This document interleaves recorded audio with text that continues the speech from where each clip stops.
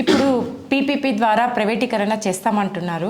ముందుకు ఎలా తీసుకెళ్తున్నారు ఈ విధాన్ని ప్రజల్లోకి? పీపీపీ విధానం అనేది ఫస్ట్ చంద్రబాబు నాయుడు గారు ఆ మాట రావడమే మన దురదృష్టం, మన రాష్ట్ర దురదృష్టం. ఎందుకంటే ప్రతి పేద వాళ్ళకి ఒక కళ.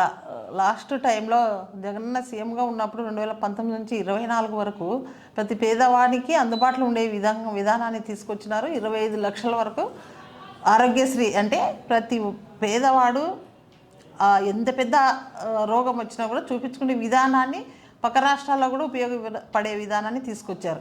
దాన్ని ఇప్పుడు ఎవరు ఏ ముఖ్యమంత్రి చేయని వాళ్ళు 17 మెడికల్ కాలేజీలు తీసుకొని రావడం అనేది అసాధ్యము. కానీ మన జగనన్న చేత అయినప్పుడు కేంద్రంతో చెప్పి ఇలాంటి పరిస్థితి ఆంధ్ర రాష్ట్రంలో ఉంది కాబట్టి మాకు ఖచ్చితంగా కావాలని చెప్పేసి అప్పట్లో 17 మెడికల్ కాలేజీలు తీసుకొని వస్తే ఎంతమందికి ఉపయోగకరం అనేది ప్రతి ఒక్కరికి తెలుసు. దాన్ని తీసుకొని పోయి ఆ 17 కాలేజీల్లో 7 పూర్తి చేసిన పరిస్థితులు.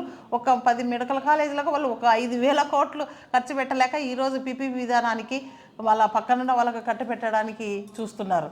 అది ఎంత మాత్రం ఉన్నా కూడా ఒకవేళ పొరపాటున వాళ్ళు చేసినా కూడా మళ్ళీ నెక్స్ట్ వచ్చేది జగననే కాబట్టి మళ్ళీ ఖచ్చితంగా దాన్ని లాక్కునే విధానాన్ని కూడా తీసుకొస్తానని చెప్పేసి ఒక ప్రజల్లో కూడా నమ్మకం ఉంది. దాన్ని ప్రతి పేదవానికి ఒక కళ, డాక్టర్ చదవాలనేది ఒక కళ కాబట్టి ప్రతి పేదవాళ్ళకు అందుబాటులో ఉండేది అట్లా మెడికల్ కాలేజీలు దండిగా వస్తే అవకాశం వస్తుందని చెప్పేసి ప్రతి ఒక్కరి పేదవాళ్ళ కళ, పేదవాళ్ళకు కూడా ఇది ఒక వరం.